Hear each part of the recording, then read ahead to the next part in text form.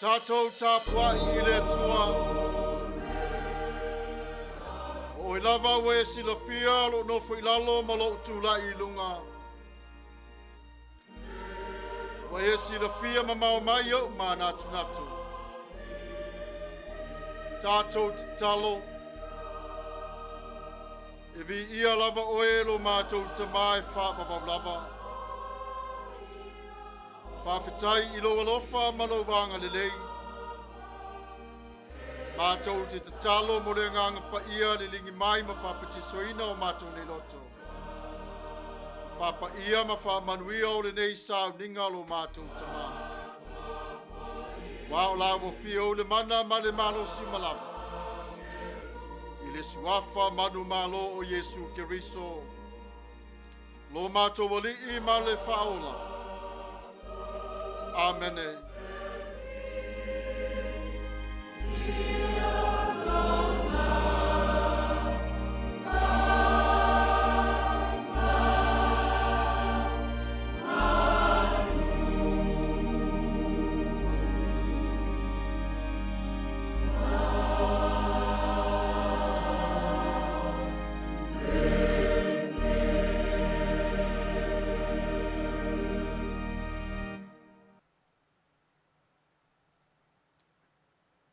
Tatou vivi atu I le Atua I le pese ua Sauniga.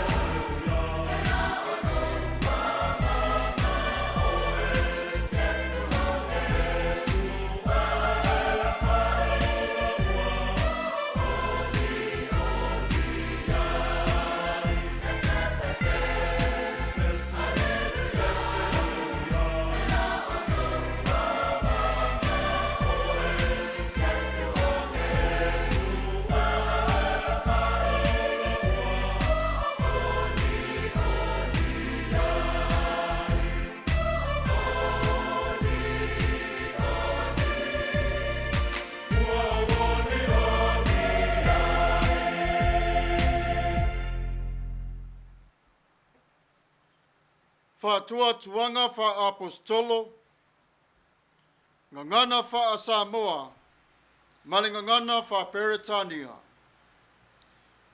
Ua o whātua tua I le tua le tamā, o le ona le malosi malava, o le na whaia le langi ma le lalo langi.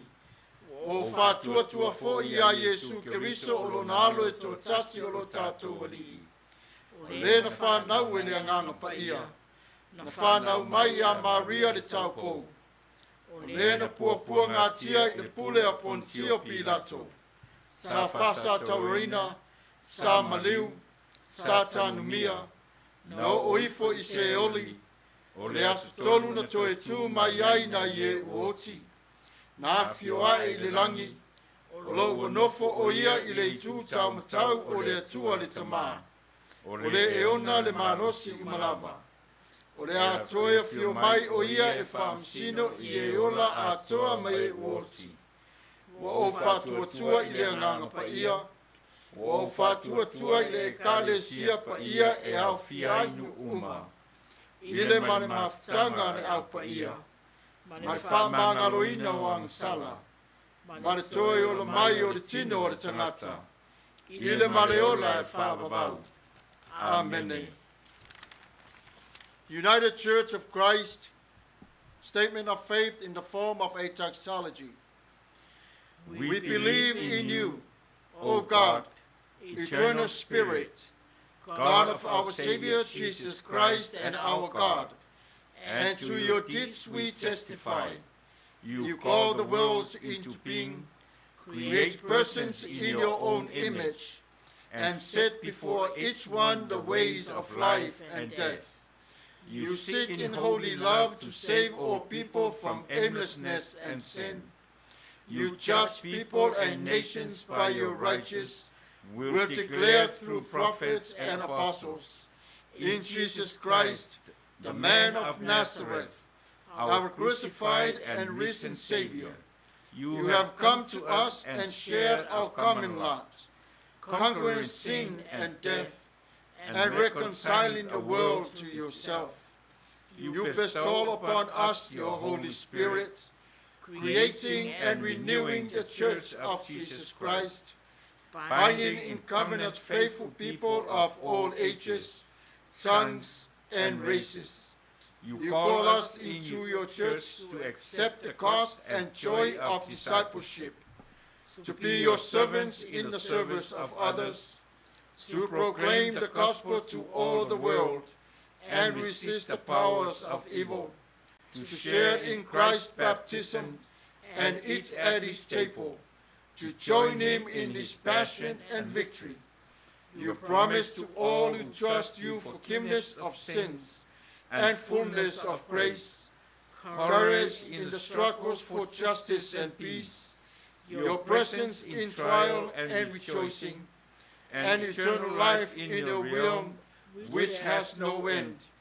Blessing and honor, glory and power be unto you. Amen. Tatou te talo, e muatu I Manatu-Autu sa I la wafio le vi inga ma le whanetanga. Wa mātou ai le nei Manuia wa urwhale. Wa mātou tali ao le langi mai la wafio. Le nei wasa sulu ma mamaluai o le mātou nei Tapua'i. Whawhetai I lo walofa ma lo wanga le lei. Wao mamamalu fo I Samoa I lautala lelei ya Yesu Keriso. Whawhetai le tua. Wa e whaia o mea sili mo I mātou. Whawhetai mo le olatanga. O le poto ma le atamai ua e fuai. Ia I lātou wa ngawaa I ngā luenga matiutia tofia. Wa mātou sele ina fua o lo wanga lofa. Ua ai mama ona I mātou. Wa inu mama li lie. Whawhetai le tamau ainga te fua I pia lava ia te I mātou. Whawhetai I ngā ruenga. Tausi ai o mātou ainga. ai le ngata I lea o lau e Kalatia. Whaftai mo tāleni, whaongaina iai o lo mātou nei tangata. A wau le tasi le ala o le mana o lawa fio I o mātou nei ola. O oio le atua lo mātou olo maua le lunga.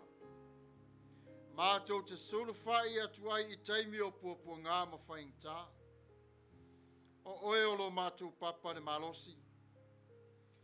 Mātou te wala au atu, awa, le tamae. A fio mai la wa fio lo mātou matai. A wae te sila fia le Ifoga lo a inga I le ni aso. Le lingi mai le nganga pa I o la wa fio. I te ngata ua whatua tua I ate oe. E tape nai o le ola ta la I lo mātou tama. Inisi o uso tua whawhine whanau ma ainga. O le soifua la le leilea wa e fua I mai. Wauli ai o le nei aso ma le tae au fau ia Yesu Keriso. I lona toe tu manu ma lo mai I le oti. Wa mātou vivi I atu le nei aso lo mātou tama. A fio mai e whātonu folau e la wa fio, I le mana ma le vi inga o la wa fio. Ina ia pati patia e pea lo mātou wa nganga Tapua'i ate oe I taimi umalava. O wā o le ola pui pui ma le Manuia o le tangata whaatuatua. Mai lea I ate oe lo mātou tama. Whawhetai mo lo wanga le lei. Le malosi ua e fuai. Whamanuia ngase lo mātou tama I le mana o Yesu Keriso. Ma wawenga whaia e la ua fio e afua mai I lona suafa paia. Whawhetai lo mātou tama. Whawhetai I awa o ngā whaaleanganga. Awa o ngā repoto sala lau. Awa o ngā whai tu mālo. O matanga ruenga ese lo mātou mataie. Whawhetai wha mālo I la ua fio le tama siri e se. Vi ia lava o e whaavavau lava. Mātou te whātou e se atu I la ua fio lo mātou tamapa ia. Mātou te toa tuli o luma ma le mauti noa wa mātou wang sala I ate oe. I le tele o awala ese. I mea se wa mātou whaia.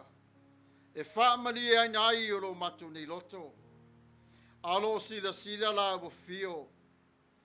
O le whaale tonu lea o lo ia te I mātou. Mātou te iloa lo mātou tama.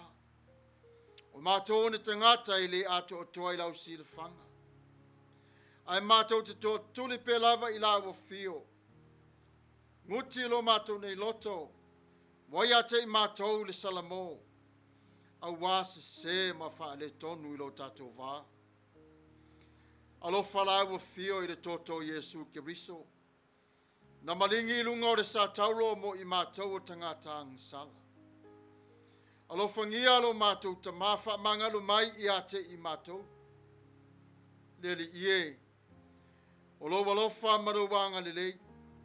Ia ngā vaanea I ate I mātou o wau lau whitalainga.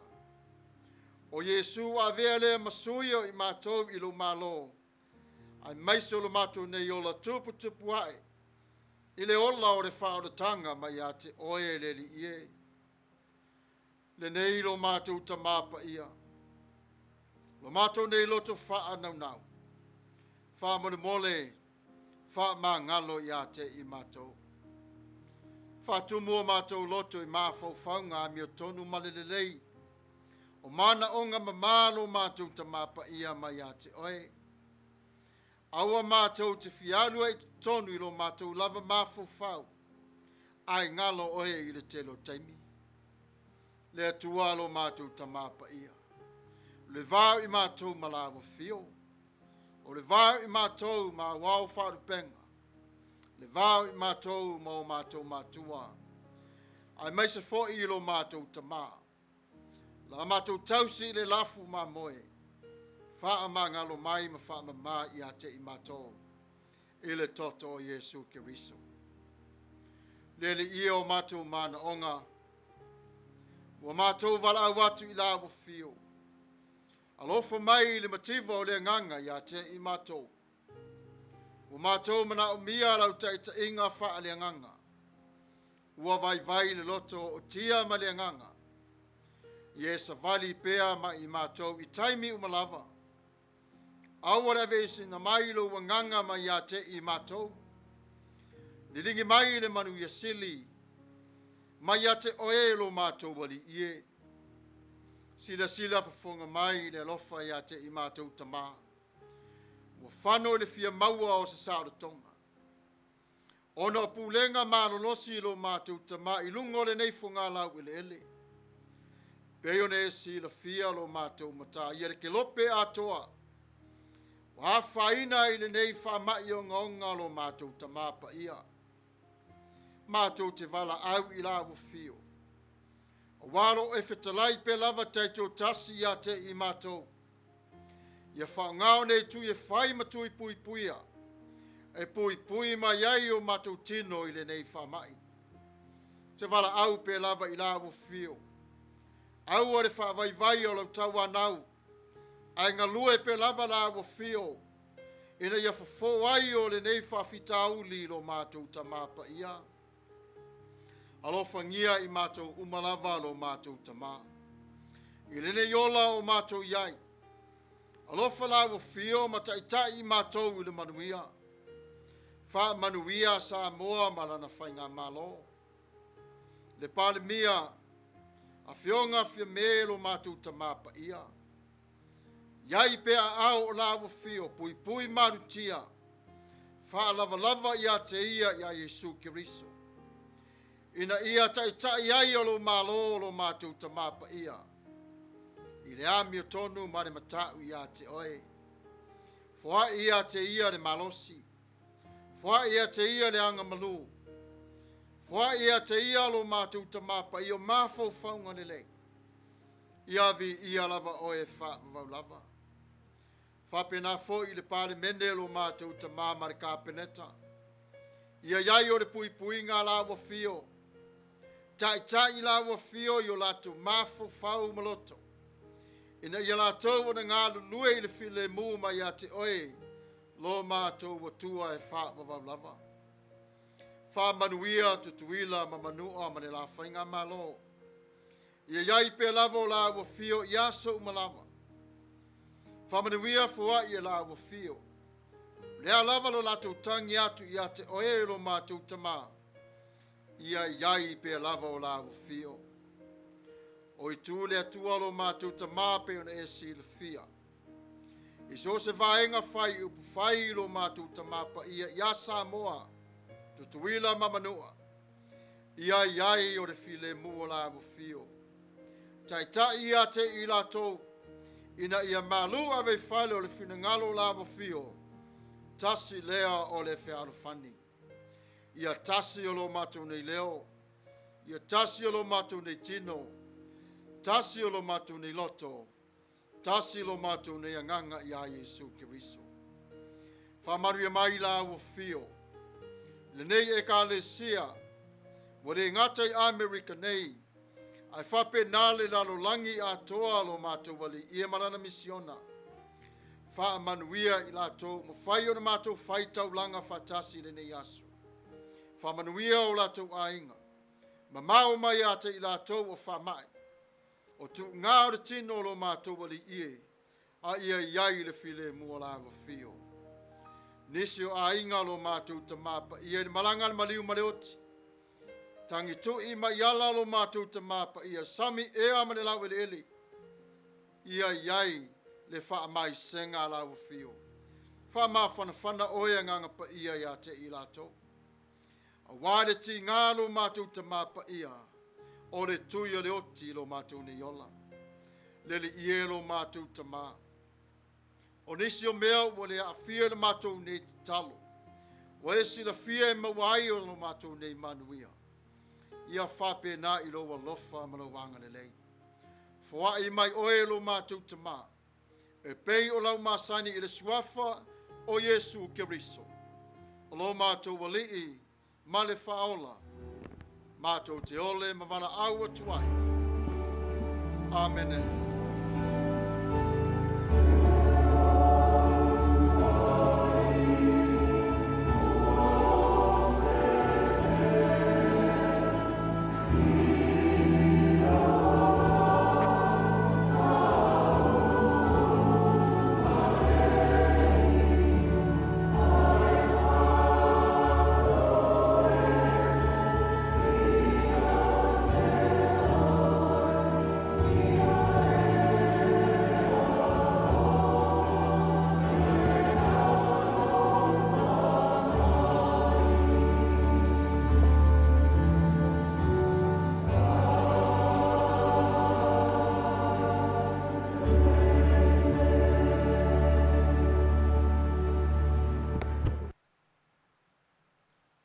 Tatou vivi atu i le atua i le pese ua Sauniga.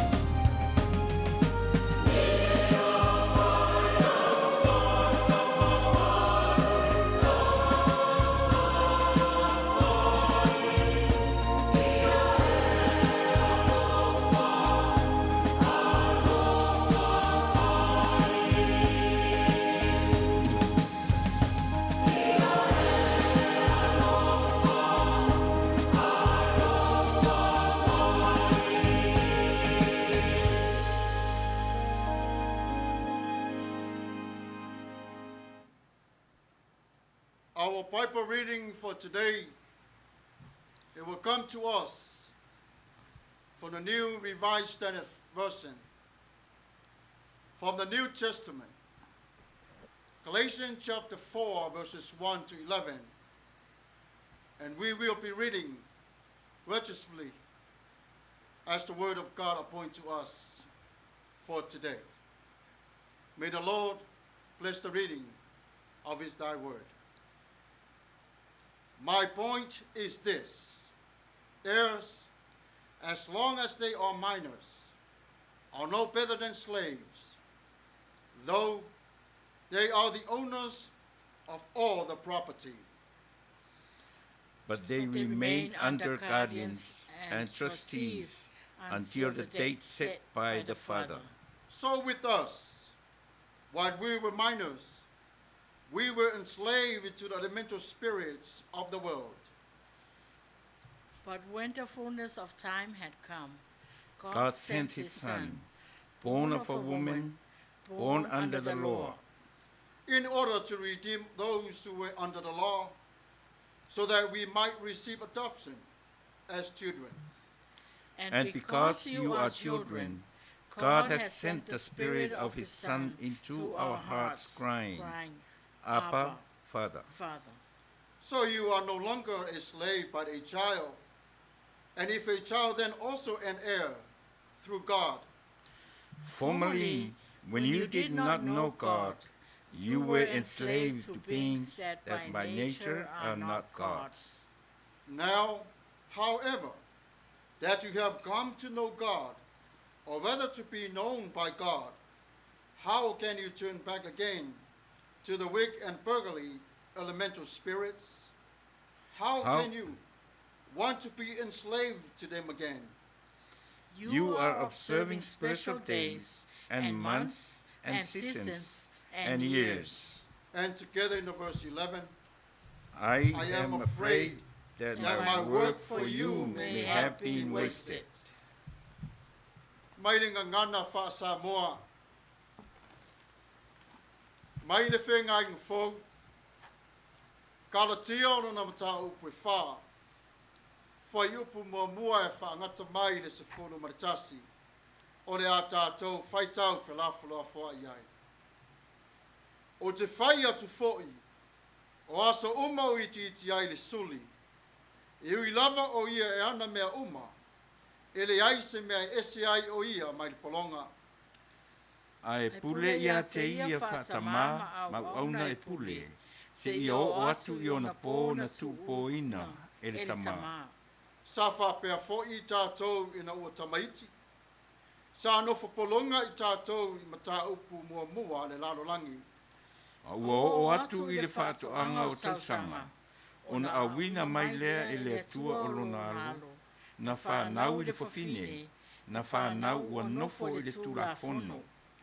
Ina ia whātau mai e ia e na nofo i le tulafono. Ia vea i tātou mātalii.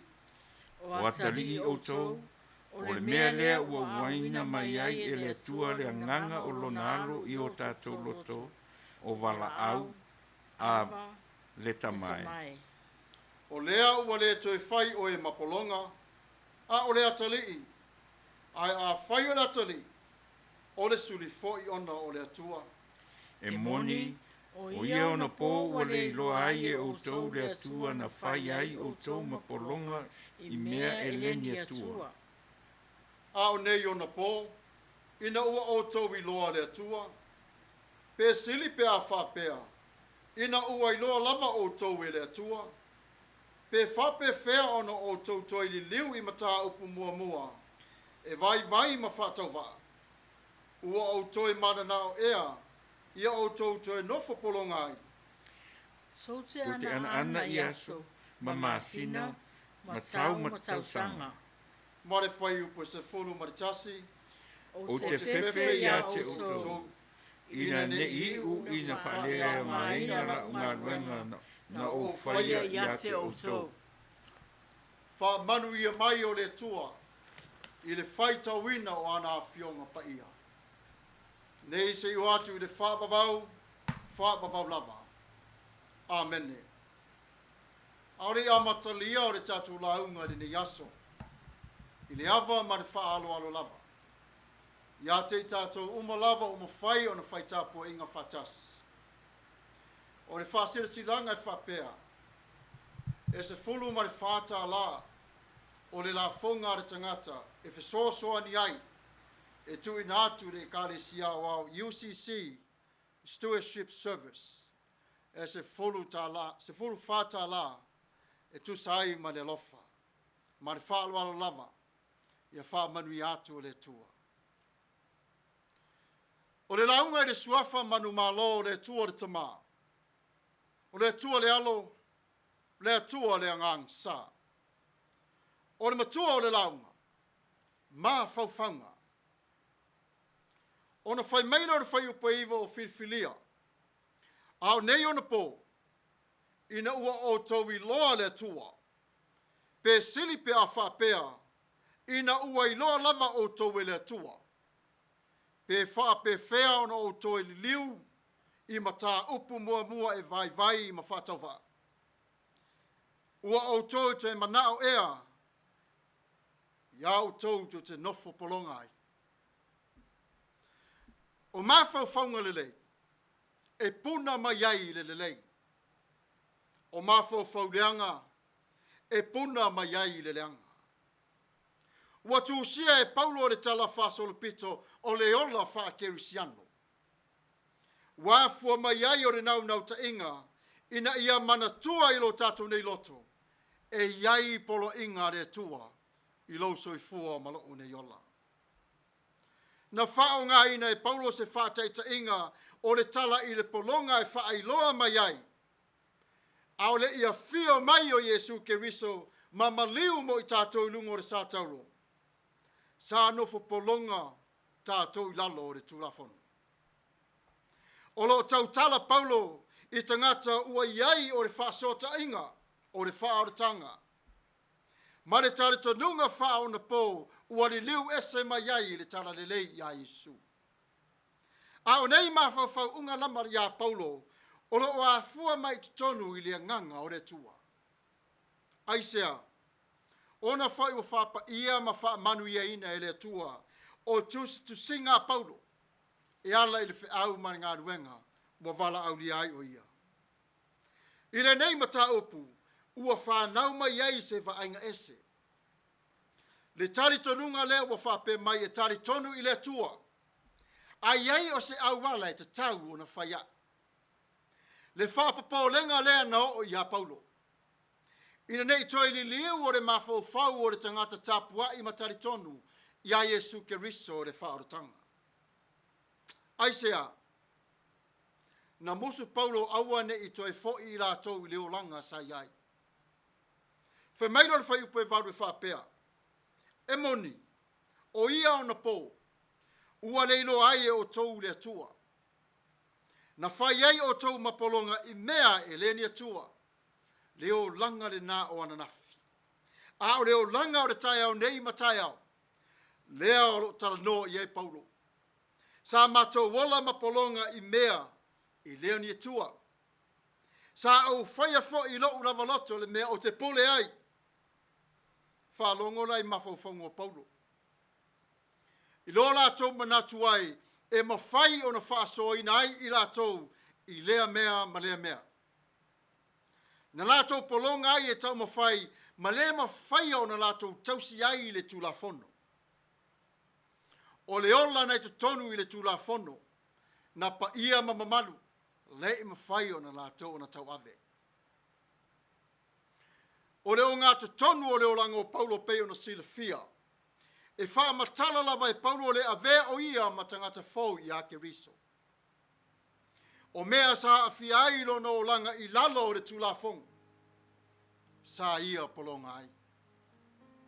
Ai o tātou sa whai ma polonga. Ua whai nei tātou ma whanau po suli o le tua. E iei foi o le tātou ai at tau ma le tua. Le tātou whai a vālata lata ma ia. Whawhawhonga i le lofa tū no o le tua. Mai whai upo ono. O atalii o tau. o le mea lea wa awina mai ai e le atua lea nganga o Yesu Keriso e ola i te tonu o tau loto. Ma e wala aua tuai i le atua ava le tamai. Nai loe tangata i utaia ua suia atoa leo lango Paulo. Le i fia fia le tō tele ia Paulo. Ai manatu Kalatia e whapea o Paulo o le leo lea mai le langi i le wha o le tanga. E moni lava Samoa. E oso a e le la matoi ngo to atu. E te tui mai le tai toe file mu. E tō mai wanga Matafeo ai o vai. O le wha maone fo i le atua. E sea o na tū mau i lona ato toa. Fe mai Paulo ono i tātou o tangata. Tangata o lo tau mawhai e ola i whaatua tua o le taritonu le tara lelei i a Yesu. Ai wa one o Mafaufauga lelei i a Paulo. Mai lava i le vai aso o le tara lelei. Sa le fia Paulo. Au le nei vai aso o Mafaufauga lelei o Paulo mo i tātou. O le vainga wha le Mafaufauga o Paulo i le loto wha maoni. A wase au wala lelei e wha matala i le tusi o le wha o le tanga. O le oso wha i mai o Utaia ma le tula whunua mose. O le whengainga. Ma li ua le tō telo tangata i a tausia le tula whono. Ma mau ai o lo latu sao i le langa. Ai muli ane. Toi whasa tauro lava i lalo le tula whono Yesu. E le au Utaia. E le eise mafuanga tātou te whewhewe o atu ai i le tua. Fe mai Paulo, ona o Yesu Keriso. O lo tātou le so tanga i le tua. Ua mawhai ai ona tātou o atu ma le mauti noa i lona fioanga. Ma lo tātou i loa ma le whatua tua. O le aia whawhelo a ia te i tātou o tangata o lona ainga. O lana whanau o ana suli. Awa nei avea le wha mawalunga o le manatu ma le loto e te tonu o le tangata. E a whai nai o lou lava soifua. Ai sa ili pea i le fionga Paia le tua. Fe mai Paulo, le taimi lava o te mai ai to te le ianga i a tea. O Mafaufauga le ia. Ina ua o mai Paulo ma ua whai o le wha malo si au. Ma toi wha manatu ai le taimi o le soifuanga a o pepe le ola a o tupu wae se ia matua. Ina ua o mai le taimi e to whaina. Na wina mai ai e le atua Yesu i le rarolangi. E maliu mo Tatou. Mo le tele o Centuri. Sa whaatani tangata Utaia po o a whea o le a whio mai ai lo lato misia. O le fisili le nā le Mafaufauga le lei. Ma le loto whateritali o Utaia i le atua i le taritonu. A o le atua lava malona taimi. Se sa ili lava le atua i te tonu o le loto o lona nu. Sa whapena fo i Samoa. Sa whaatali i Centuria tele po o a whea e tau nuu mai ai le au o le malo. Fe mai le mori mau ar tō tele o misionari Manatu-Autu singa mo Samoa. E leo se wha au au le talamoni. E wha atusa sa papale i le nuu le nei o Kalatia. Ono o ina le nuu mua na tu inai e le atua o le fatu o le tala le lei. Le nuu le nā o lo whaunga ina e le atua e tawhe mai ai o upo o le tala le lei o le file mu. Fe mai le tō tero lato manatu whapea. E o mai lava i le so. E le ngalo i le atua. Na ua tau nuu o le tala le lei ma le au missionare. Na siasi i lato i le nuu. Mai lo ai le lofa ma le anga le lei o le atua.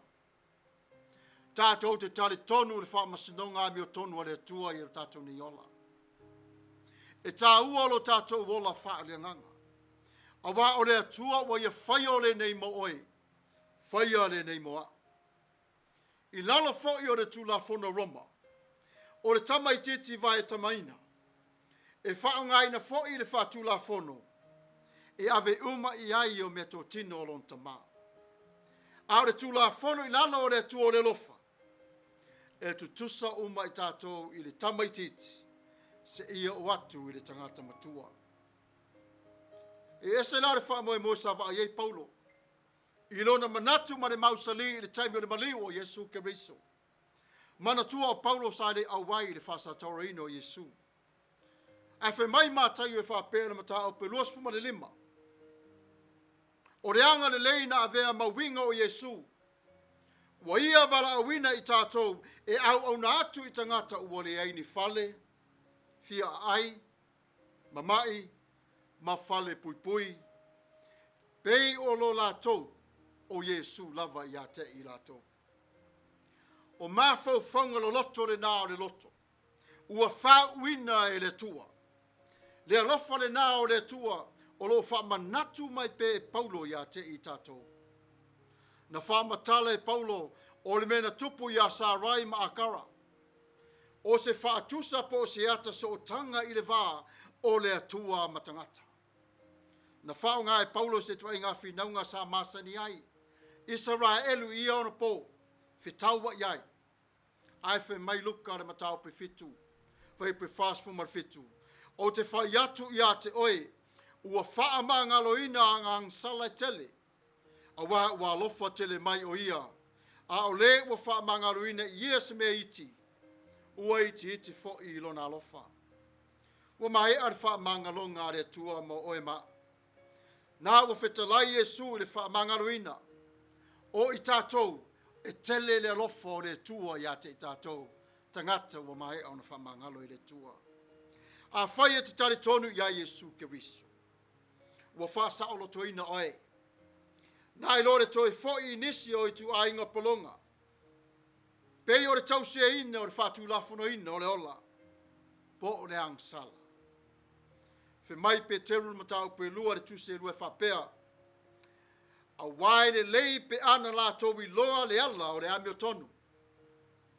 Ai le anga ina ua la towi loa.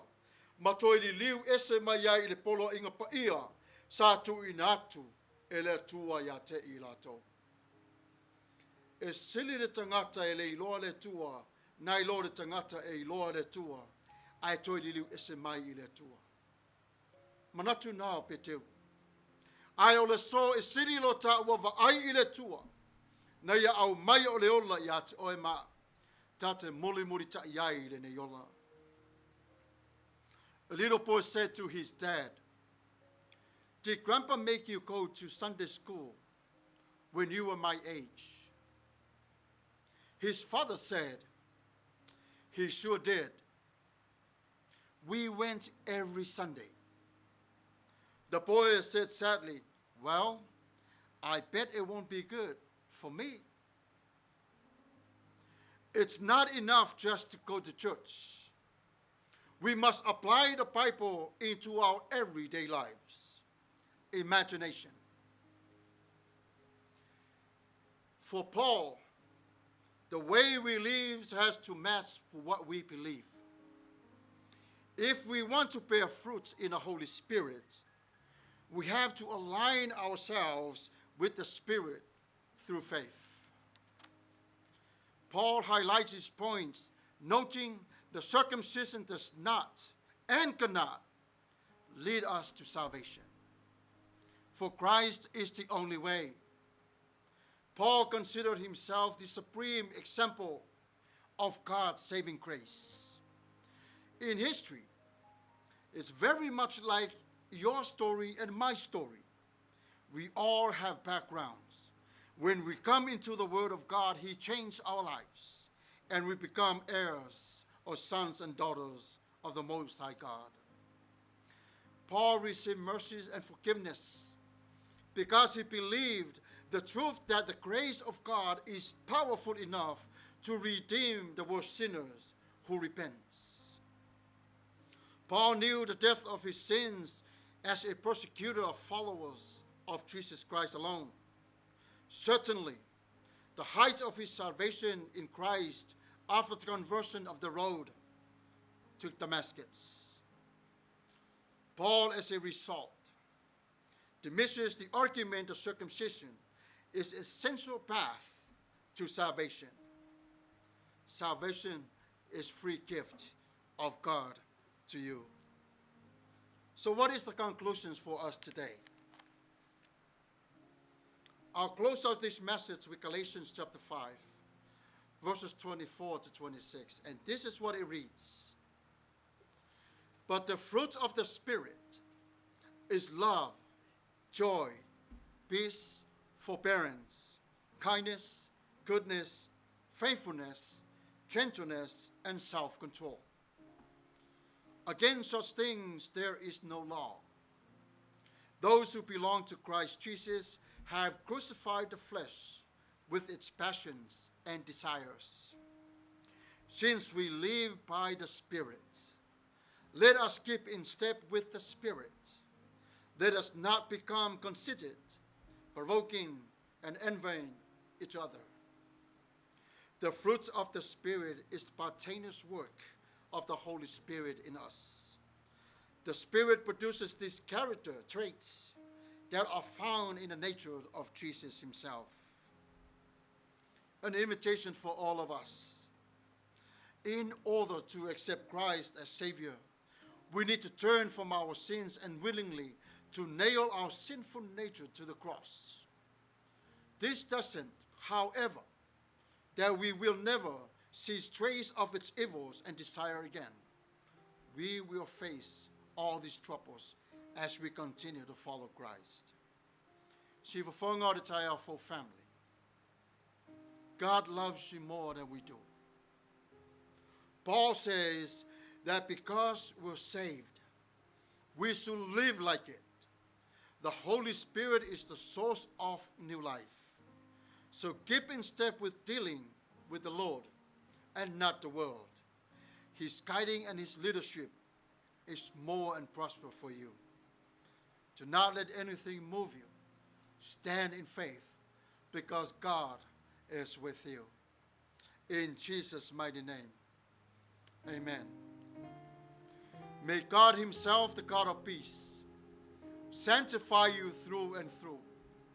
May your whole body, soul, and spirit be kept blameless at the coming of our Lord Jesus Christ. The one who calls you is faithful, and he will do it. Faufauga the Tatou family, here and around the world, service is over. Service has begun. In Jesus' mighty name, amen.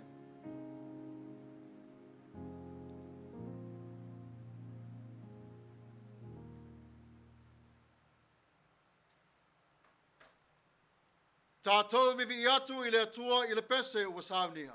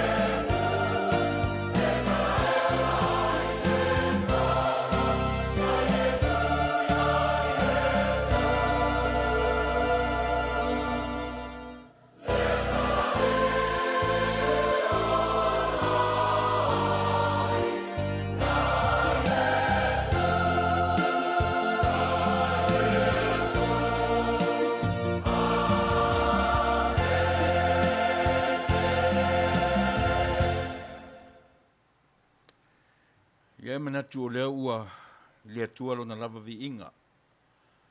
Ua whaafonga fo'i le atua I se taulanga si itia o le nei aso. Whai aile sunga I le Faitau.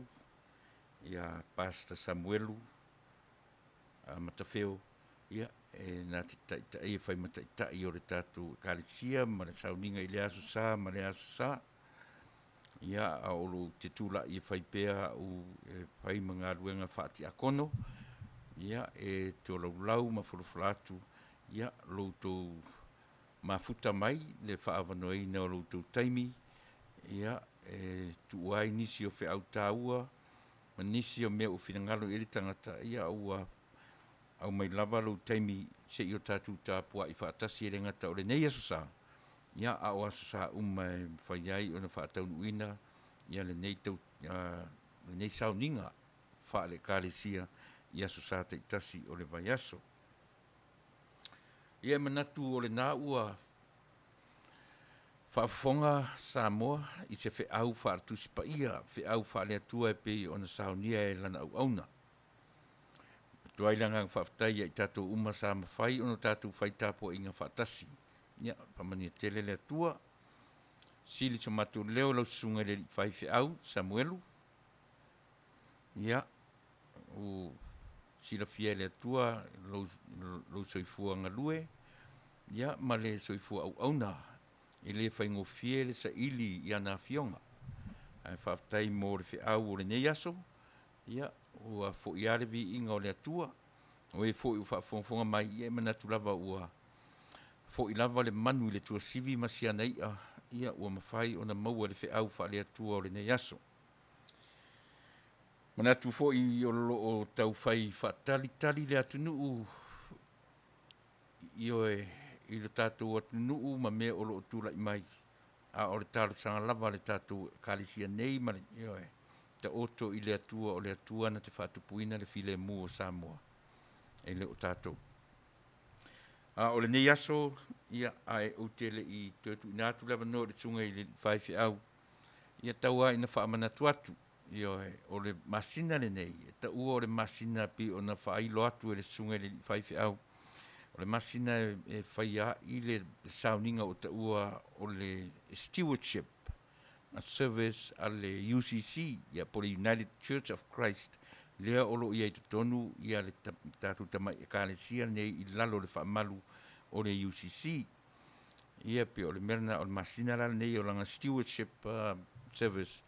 Lea aso muli, aso sa muli o le masina nei. Ia o le awhaatino tua I nei le Sauniga ona ua le mawhai, ona whaataunuina. Ia le Sauniga masani whaitele tasi le wharisai a ngai uma iai. A u whaatino lava ia le Sauniga a le wharisala tau ia ona o le toe fo I mai o le whaamai. Mea lea o le sa muli o le masina le nei, ia o le a whaataunu uina I loa, ia pei whainga taulanga. Whainga taulanga, o le whainga taulanga a le UCC la wala tau ma palangi. E se fulu whata la per person I to tonu o le household. A whapea lava o lo ainga e to a wha, e se fulu whata la, a tangata to. Tasi ai lewa o iai, le loto fua te I for tangata ia I lana whainga taulanga. Whainga taulanga la na to a tatou lotu I le aso sa muli o le masina le nei. Ia, o le nei vai aso ma le oli mai o whiau mga ruenga. Ia whapaolo mai a au anga le lei o le atua. Manuia telefo ina tu ela tsunga le whaiwhiau. Ia whaatumuina la utu. Fia sa ili ia nā fionga. Ia wā le whangaina o le lafu mā moe I so se Samoa o lo no pia I so se tafo le nei lalolangi. Manuia tele lau Tapua'i inga Samoa. Manuia fo ile atua I whiau mga ruenga o le nei vai aso o whaamaru mai. Soifua, mai Manuia. Tatou whai u le talo. Le tualo mātou tama Paia. Po whelava o ke lope o iai si wafonga o le tai au fōne nei tūla. Wha marumaru mwha Paia la wa fio ia te I lato. O le ata ape I mātou, ma le tale tonu I la wa fio. Whaftai Mafaufauga le lei mai a te oe. E pui pui ai o mātou loto manganga. Ono Iesu Keriso, lo mātou ali I ma le whaola. E whai ui ai o le nei Sauniga. Amene.